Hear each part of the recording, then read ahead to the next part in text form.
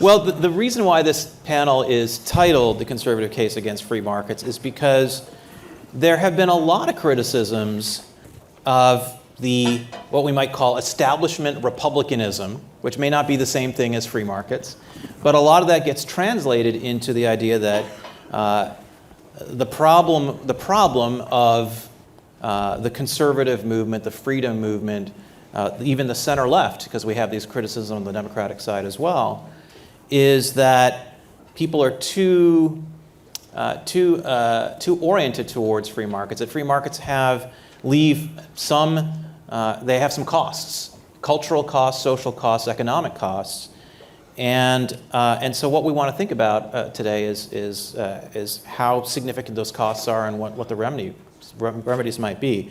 And let me start with you, Julius. I mean, you founded a really interesting journal where you've been thinking a lot about how you think the conservative movement should change. Tell us how you think about these issues. Well, if I could, I'd like to sort of categorize the critiques a little bit because they have different directions and different motivations. And I know I have a short time, so I won't try not to filibuster too much here. But the first one I would say is a sort of critique of laissez-faire in the name of national developmentalism, which is to say that simply a hands-off, laissez-faire approach, maximizing free trade has undermined the U.S. economy and undermined our defense industrial base and has all kinds of problems from a national security standpoint. This approach looks at things like industrial policy, tariffs, things like that. But I think it's important to recall that it is anti-laissez-faire, but it is not anti-capital, it's not anti-growth, it's not anti-business, at least in its self-conception. I would actually argue that it's the real successor to Reaganite supply-side economics. Simply cutting taxes doesn't do anything to boost investment or the supply side anymore for various reasons. You have to do other things. And this has a long history in America, going back to Hamilton and Lincoln and Clay and all that. So different means, but similar ends.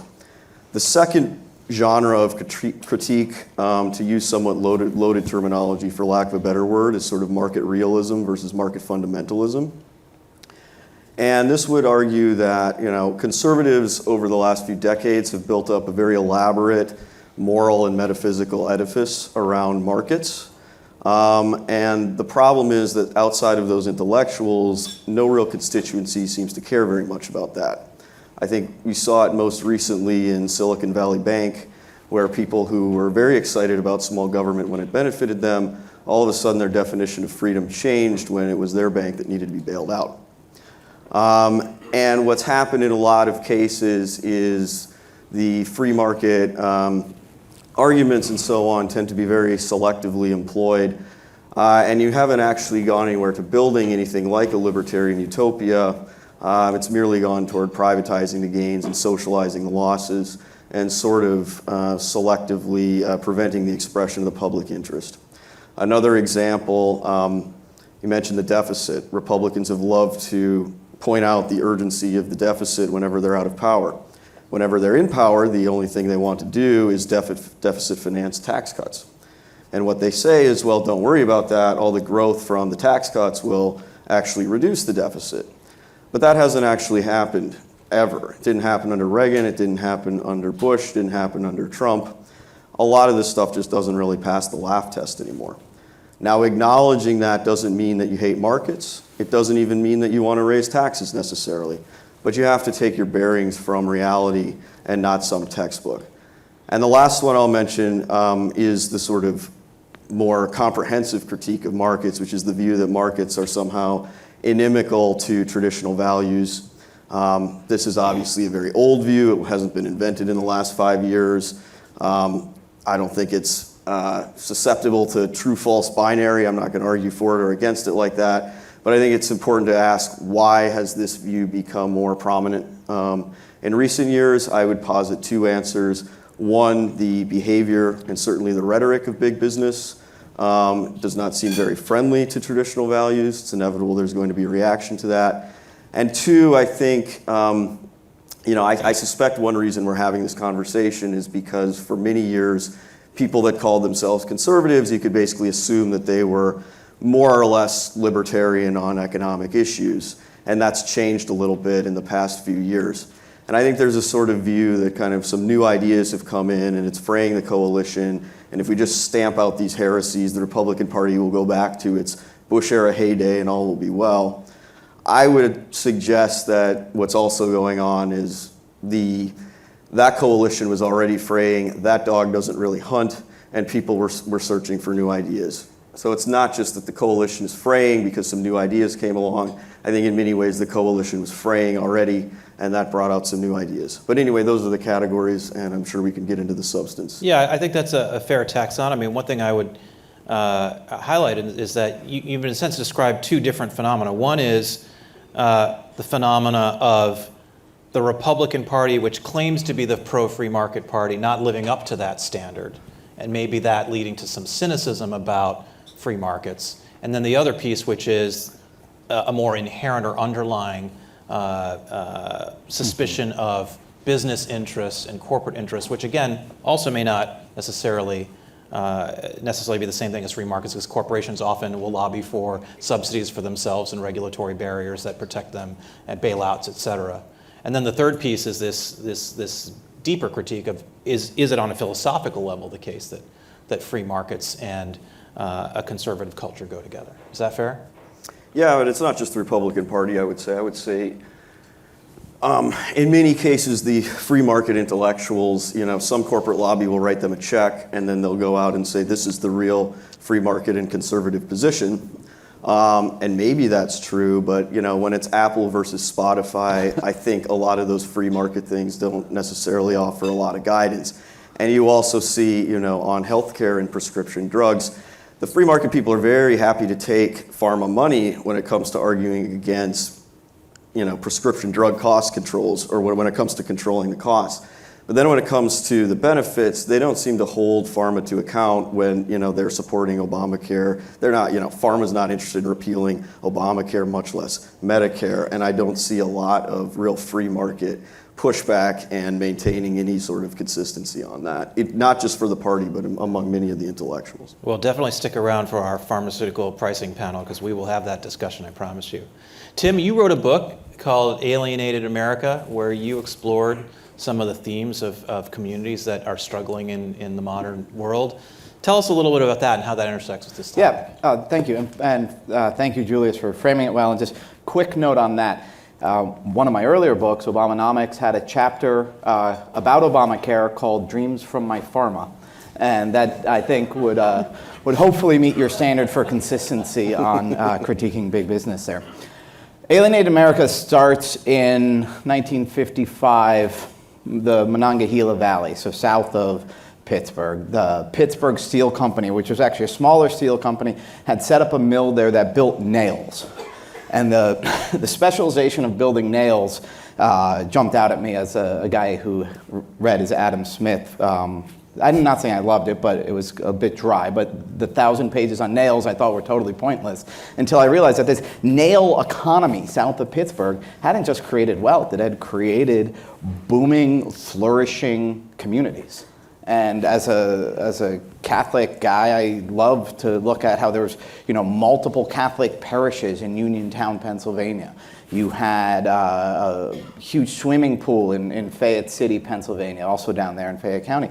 And it was, by many measures, the good life for the particular guy, the form of a person I focus on is a guy who gets a high school degree, doesn't feel the need to go to college, lands a job, shows up at work every day, gets married, has kids. With some overtime, he can afford a house in the woods, a little cabin where they can go fishing with the kids, and then he retires nice and happily. Marco Rubio talked about this guy a lot, this proverbial guy in the 2016 campaign. That sort of life is the sort of life that a conservative like me thinks is the good life. It needs to be more widely available. Thinks it's a shame that the people who are most likely to stay married these days are going to be the upper middle class, who Charles Murray characterized as the people living in the super zips. Get married, finish school, get a job, get married, have kids, be involved in your kid's life is now something of a luxury good. The economy of 1955, south of Pittsburgh, guy was the good life. And what destroyed that wasn't really big government. It was the fact that first we opened up the trading route from the Great Lakes out to Europe. Europe recovered from World War II, and then China enters the world, Mexico, free trade agreement. So basically, that good life in 1955 existed for that guy south of Pittsburgh because he was protected from competition. He was protected from competition with China, with Europe, with people who lived in Mexico and wanted to live in the US. And frankly, I said guy, he was protected from competition with women in the labor force and protected from competition with black people and a lot of minorities. So morally, it's a really complicated story for that guy. And so the hope would be, hey, could we get the good life for that guy to be available to everybody here, immigrants, black, women, et cetera.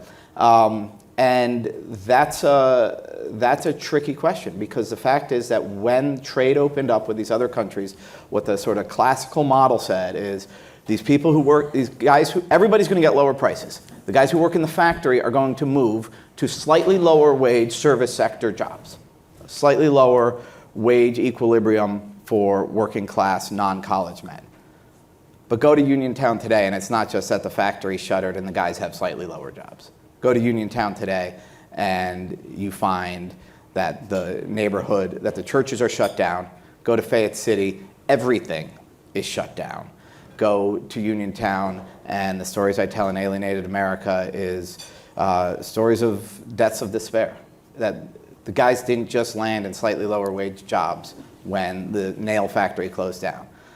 The community collapsed, the guys fell on their arses, and their sons are dying of drug overdoses today. And so as a guy who believes in free markets, in part because I think big business is the home game for big government is a home game for big business, and that it doesn't actually provide the good life. When I look at the story of free trade and those factories leaving Pennsylvania, I see a real loss of quality of life that harms us and trickles down, especially to the working class.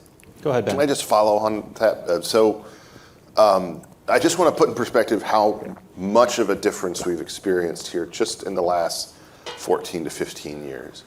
The number of people in America who never attend church services increased between 2008 to 2022 by 40 million people. 40 million people in the space of 14 years. And what that means is that we now have a population that is majority, that has more people now who say they never go to church, around 85 million, compared to those who say that they go to weekly services, 70 million. Okay, that's a different country. And by the way, that's Ryan Burge's estimates, which are very solid from my perspective. He's a professor and focuses on this.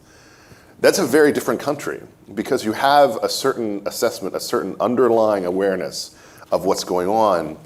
And so I think a lot of the rationale that you're talking about, Tim, was built on the assumption that this existing social safety net, not just the government provided one, but the community provided one, that would still be there in the absence of these jobs. We would be fine as a country, because even if they were making less money, even if they were doing jobs that were slightly less fulfilling, especially for men, if you look into the research, in these service areas, that there would always be this underlying thing that they wouldn't fall below.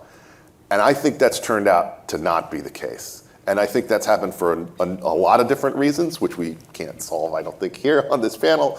But that, to me, is an underlying aspect of something that was absent from our conversation, really, about free market critiques, even a decade ago. Because I think a decade ago, the critique was mostly about conservative policy, which has not necessarily been free market, has benefited big entities to a much greater degree.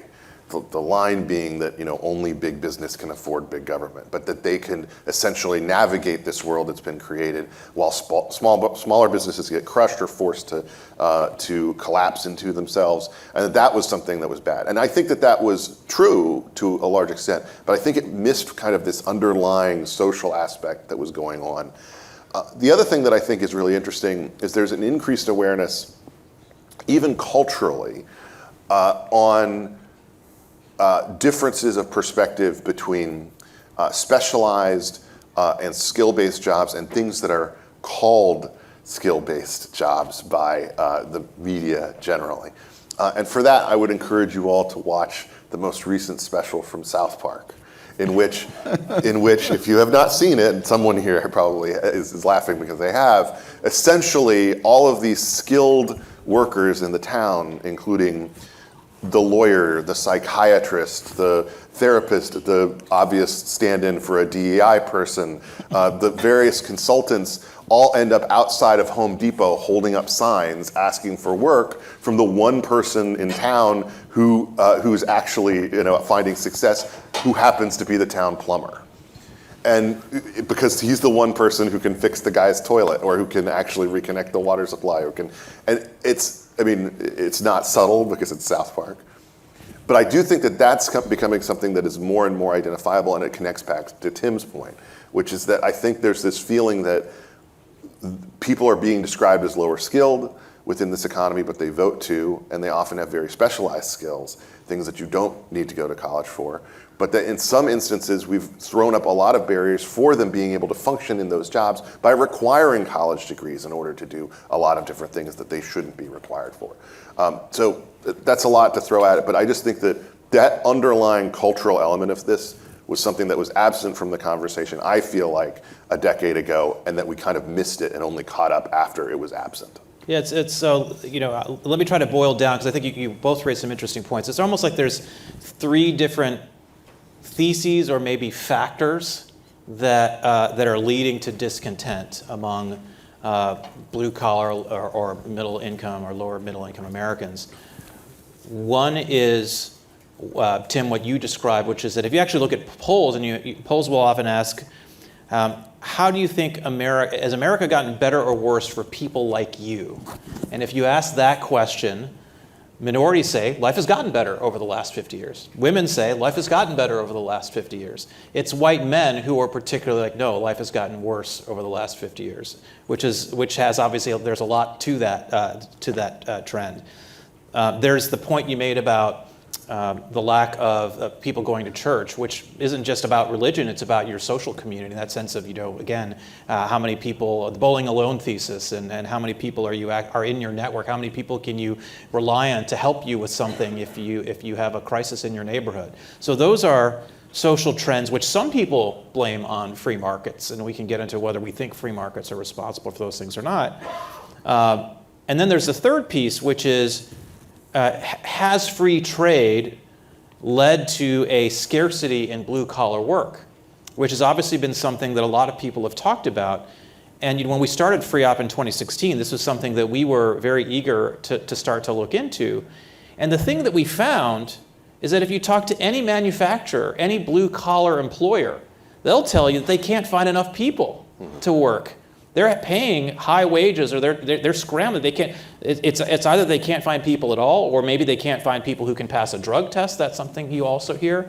But there's a kind of a truck stop like gas station network in Texas that a lot of people have heard of. It's called Buc-ee's. And if you go to a Buc-ee's, there's a placard outside the Buc-ee's saying, here are all the jobs that are available and how much they pay. And we're talking like, if you're a supervisor of a Buc-ee's, you can make $250,000 a year. Mm-hmm. Right? And these are jobs they cannot fill. But they don't get to appear on nice panels like this. So. Well, we got to work on that, Tim. I'll ask you to help me with that. Just one quick point about that. I assume many of you, and I'm sure the polling panel will bring this up, have seen some of these very dire numbers in the NORC polling about the level of decrease in patriotism, level of decrease in trust, et cetera. The most interesting aspect to me in that was this steady decrease in accelerating in some polls in faith in hard work as something that people say is an important value. And to me, that speaks back to kind of this aspect of it. It's like, well, wait a minute, I see people getting ahead and it doesn't seem like they have to work that hard, or it doesn't seem like their job involves hard work, and that becomes something that I think is an underlying, thing that undercuts whenever you're talking about the kind of the dirt of American prosperity being something that feels like automatic or is going to spring up for people. That's one of the things that I think creates real distance between conservative politicians and the people in their community. And can I throw on one more layer of a conservative critique of free markets? not international trade, but just domestic free markets.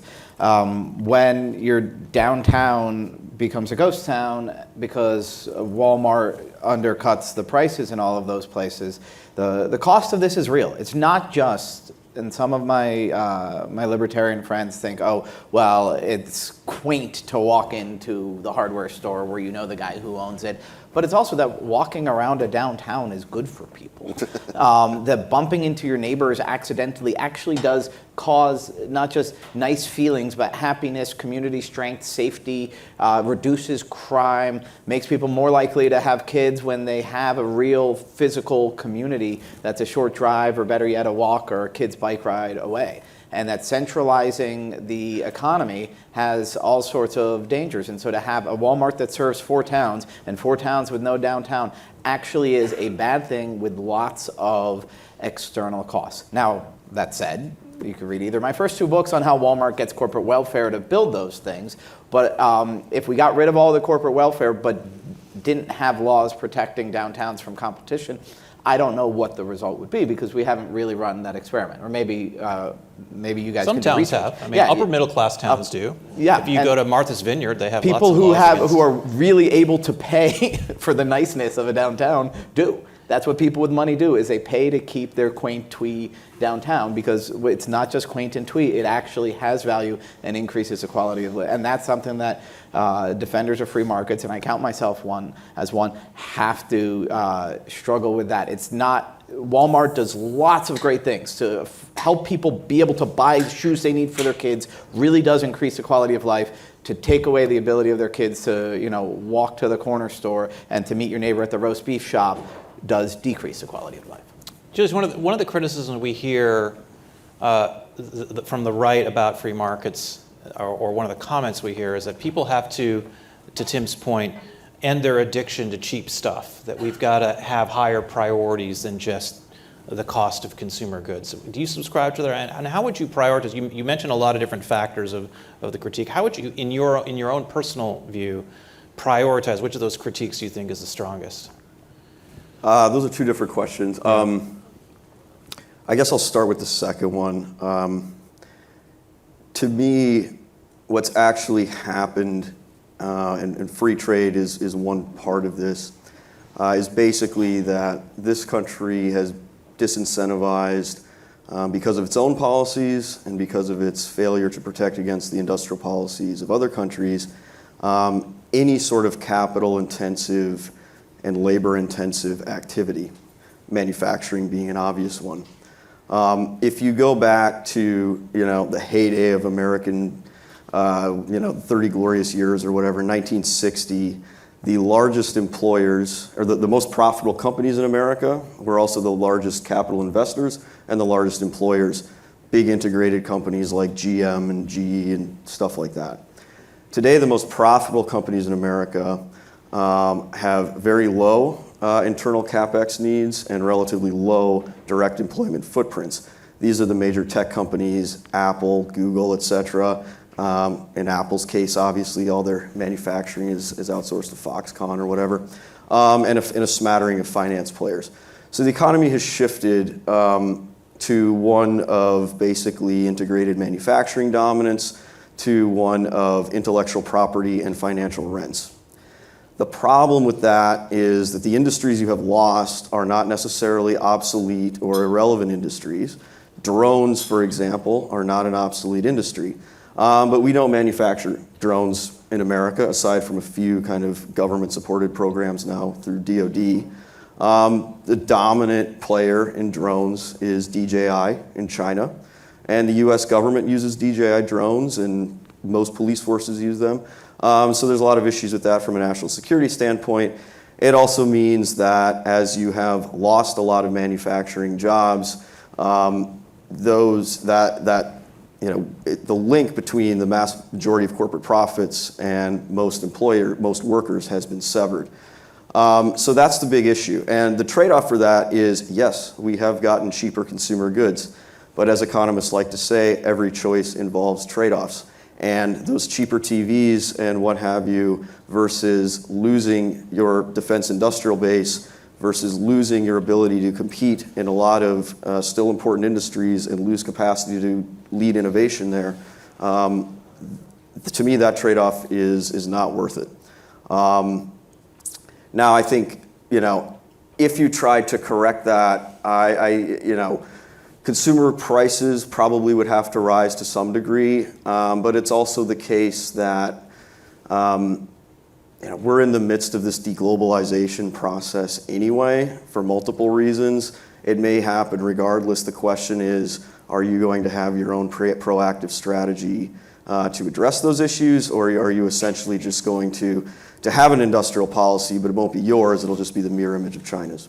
Is the solution then, is the problem that we moved from free trade with other free market countries to this World Trade Organization regime where free trade with countries where the state is supporting these enterprises, and that's kind of unfair competition? So is it more not that free trade is bad, but that a low tariff environment in which there's unfair competition with state-supported enterprises, in other words, non-free market countries? Is that the problem, or is it just a problem with trade in general? I think it's an interesting hypothetical. What if in 2000, instead of just, reducing all the barriers of China under the naive view that, well, if we trade with them, they'll become a democracy like us, what if we actually made a bigger effort to sort of,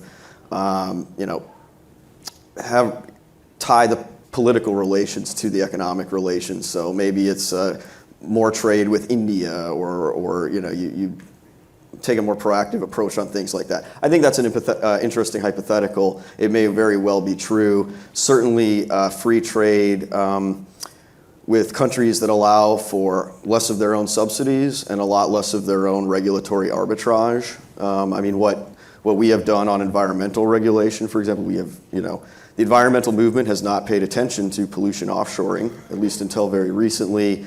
On generic pharma, for example, there's a huge regulatory arbitrage because the FDA can inspect your plant whenever it wants to in the US, but if your plant is in India or China, they're going to inspect it much less and whatever.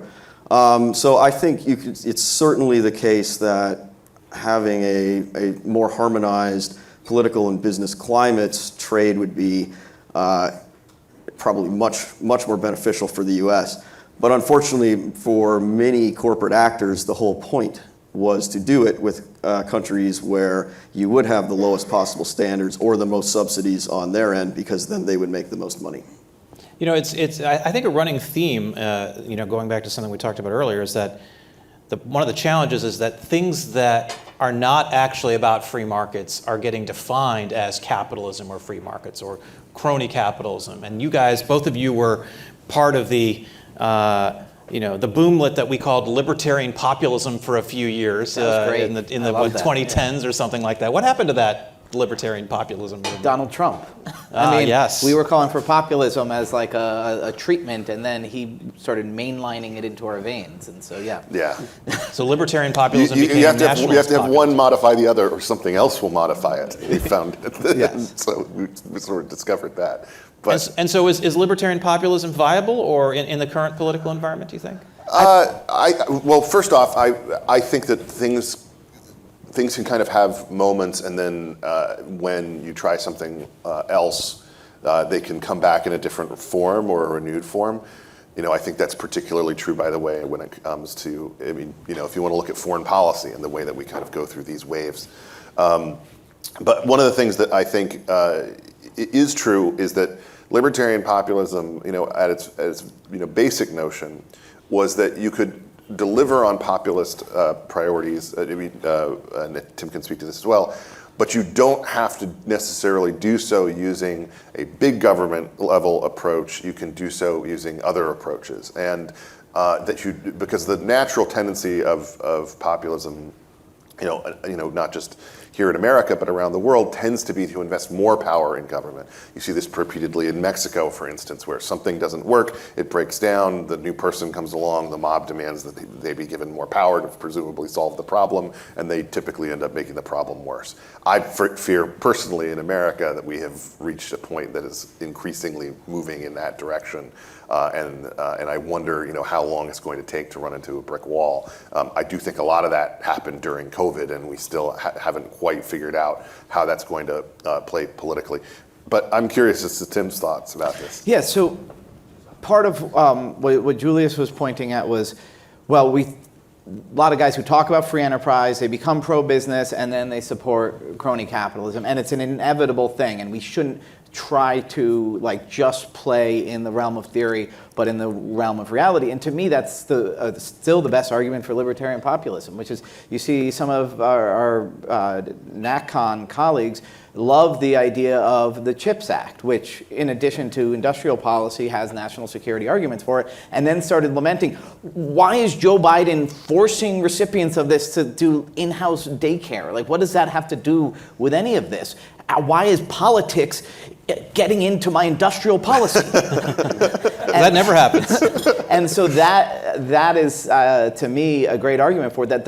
When government gets involved, the big guys win. And from a social conservative perspective, when government gets involved, especially these days, it's not going to be sort of the family, traditional community, et cetera, that win. And so I think that in 2012, you talked about how when you guys were founded in 2016, you're pushing back on people who want to write off whole demographics or political things. We had a Republican nominee who was literally writing off 47% of the country for not making enough money.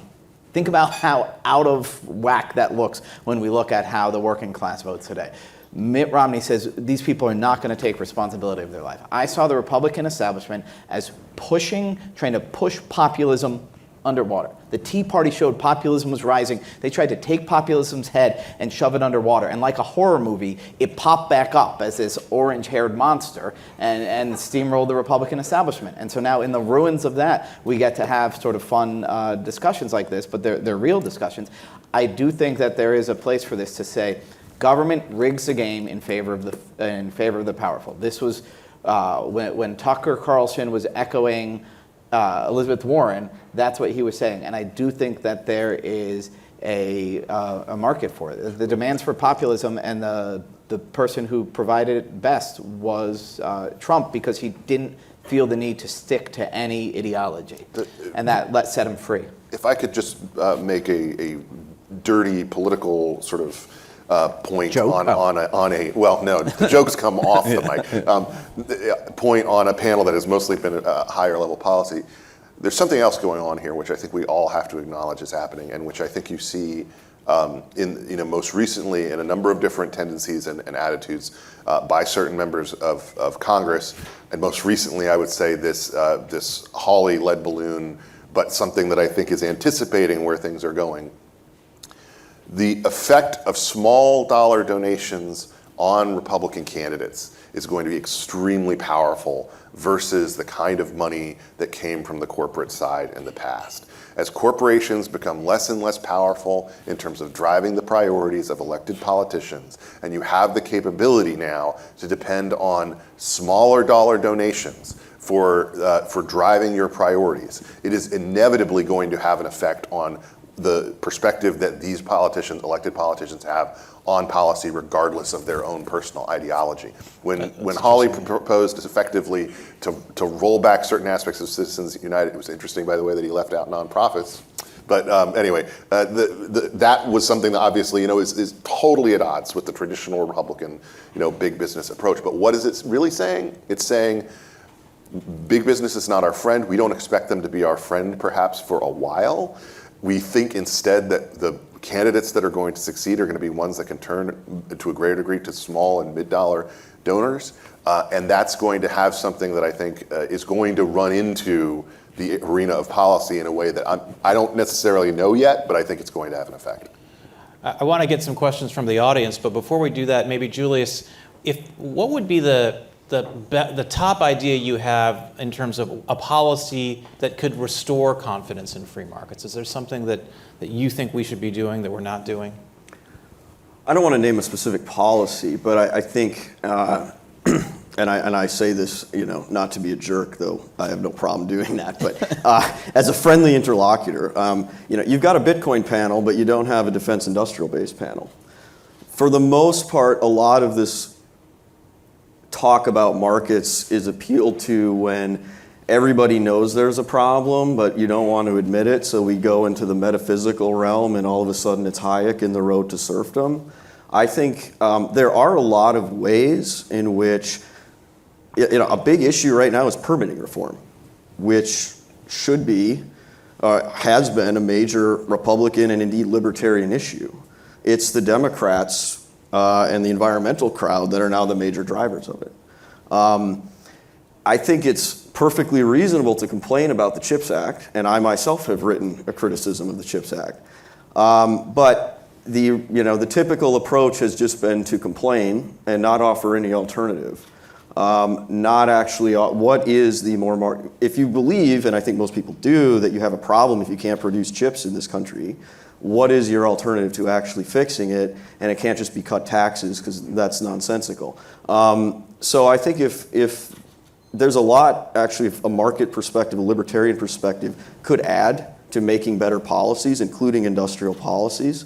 And if you approached it from that angle, it'd be immensely beneficial, instead of starting from this a priori theoretical stuff of, well, it's always just all going to fail because I read Hayek and whatever. That would be my recommendation. And we will, I believe, talk about permitting reform in our energy panel, where that comes up a lot. Are there any questions from the audience? Okay, I see a hand over there. Marshall. And please introduce yourself, because we got C-SPAN here. Marshall Kozloff, Hudson Institute. Yeah, Tim, I wanted to follow up on the point you made around the daycares and the CHIPS Act. Well, CHIPS Act passed under a Democratic Congress. Obviously, Orrin Cass's, Julius Krein's CHIPS Act wouldn't focus in that direction. So what is your broader case against reshoring, trying to actually address the actual lack of semiconductor independence issues? Because obviously, if the cost of reshoring is that we have some daycares, I think that's a perfectly reasonable price to pay. Well, I think I'll answer by taking Julius's advice there, which is to say, what are conservative free market insights? And one is that government, the public choice insight, government will be corrupted and taken over by powerful people. And so the more complicated a policy is, the more we rely on subsidies, for instance, or sort of double bank shots that politicians love, like the Export-Import Bank, to say, oh, we're not directly subsidizing this, we're just providing, that's the more that is going to be dragged away from its stated purpose. So a more direct policy would be what we need to do. If we need these chips for military purposes, either the defense budget should include just absolute direct subsidy to have a contractor for the defense building these chips. Or if the problem is that we're importing chips, then have a tariff on chips. Tariff is like a bad word in so many economic circles, but it's a simpler policy. Think of all the things we subsidize to make sure we're manufacturing them directly, whether it's green energy or US exporters or chips in this case. It ends up getting all messed up. Make the policy as simple and as directly aimed at the necessity that we have there. And I'll mention that we do have a free trade panel tomorrow with Orrin Cass and others that will be discussing some of this stuff, I'm sure. All right, other questions? Is there one over there? Okay, great. Hi, my name is Patricia Patnode. I work at Competitive Enterprise Institute. So I see the materialism issues with lifestyle inflation, going to college, mirroring somewhat the fertility crisis and delayed family formation, because we have more options, which is great as a young woman, but I'm 25, I went to college, I'm not married, and maybe if in a different society I would have been married, I would have had more children. There'd be a higher replacement rate for people in my age. So I wonder, what are some ways that we could communicate the trade-offs of delayed family formation, going to college, to young people, or even just through things that the government directly controls, which is public schools, even some requirements, so people understand the trade-offs that they're making, which are good that they have the option, but are kind of leading to some problems in society as our GDP needs to continue to go up, and we need to have 2 children per family unit. So. Now, I know I got the last question, but I literally just wrote a book on this, so I'll be quick. The book is called Family Unfriendly. It comes out in March, and my argument is that our whole culture is family unfriendly and is dragging people away, young people away from having children, because you need the whole culture to support families. And this is a way in which sort of the capitalist mindset, not capitalism, but the capitalist mindset has gone in, and people say, oh, well, you should only have kids that you can take care of. It's not my responsibility to help you take care of your kids. So that's a broader cultural thing. The community institutions that Ben was referring to earlier aren't there to support people having children. But certainly in our schooling system, we're very career oriented. We don't talk about family as being a good, because somehow it would be sexist or patriarchal to talk about that. And so there's a million things that need to be done. And on the policy level, more sidewalks, more bike trails. We need to allow women who want to stay at home part of the day because they have children. Permitting reform would help them do that. And we have tons of cultural problems that are leading to this collapsing birth rate. Millennials and Gen Z aren't having kids, and Gen Z sounds like they don't want to have kids.